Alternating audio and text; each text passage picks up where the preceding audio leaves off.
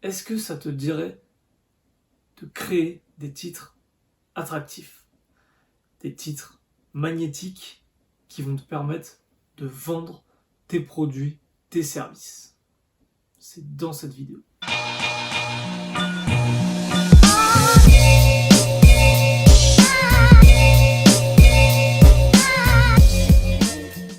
La promesse est un peu aguicheuse, mais je vais te donner 5 critères pour réussir tes titres et avoir plus de chances de conversion grâce à eux.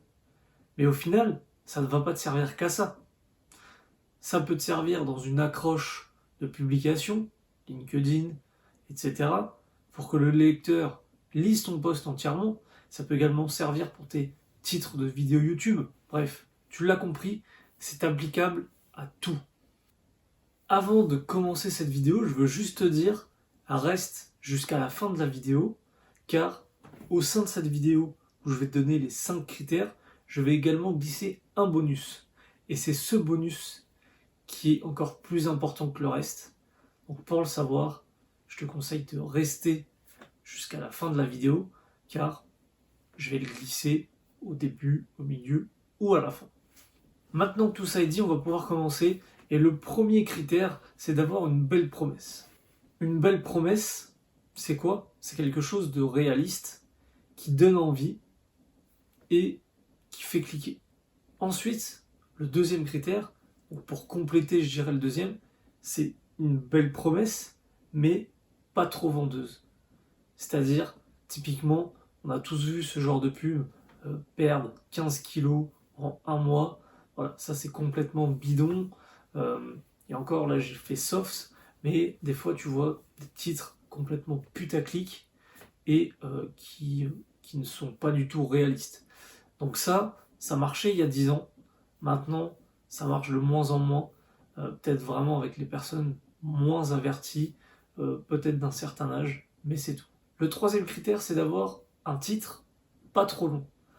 En général, ce qu'on recommande, c'est d'avoir un titre assez court, assez percutant et qui donne envie d'en savoir plus. Alors après, tu as différentes manières de faire. Tout le monde ne fait pas des titres courts. Tu as des titres longs qui fonctionnent très bien. Après, c'est pareil, ça dépend également du contexte. Est-ce que c'est une vidéo YouTube? Est-ce que c'est un post LinkedIn? Voilà. On a plein de possibilités. Est-ce que c'est un objet d'email? Il y a beaucoup de choses à étudier, mais en général, on essaye de faire court et percutant. Ensuite, la quatrième chose, c'est de susciter l'intérêt, susciter la curiosité, un peu intriguer. Le but, encore une fois, c'est de donner envie d'aller plus loin. Donc, comme je te l'ai dit, si c'est un mail, ça va être ouvrir le mail. Si c'est une page de vente, ça va être lire la suite de la page de vente. Donc, voilà, c'est applicable à beaucoup de choses, mais l'idée, c'est de réussir à aller plus loin grâce à ce titre. Dans l'idéal, je dis bien dans l'idéal, il faut émouvoir le lecteur, le consommateur. Tu sais bien ce qu'on dit, on achète avec les émotions. Bon, après, il y a la suite qui dit qu'on justifie avec la raison, ou un truc du genre, mais l'idée, c'est que c'est quand même l'émotion qui prend le dessus, et donc le côté impulsif. Donc, ça, c'est primordial.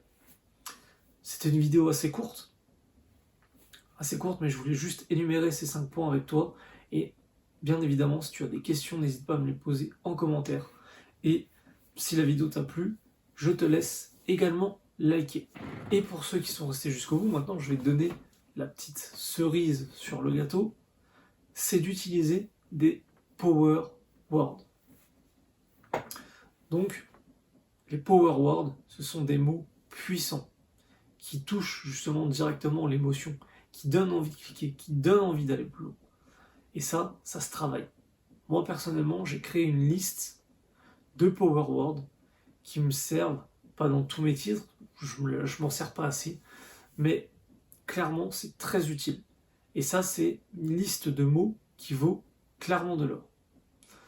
Donc pour ceux que ça peut intéresser, n'hésitez pas à me le dire en commentaire et je verrai éventuellement ce que je peux faire. Si tu es là, tu sais peut-être que je fais une vidéo par jour, donc je te dis à demain pour une prochaine vidéo.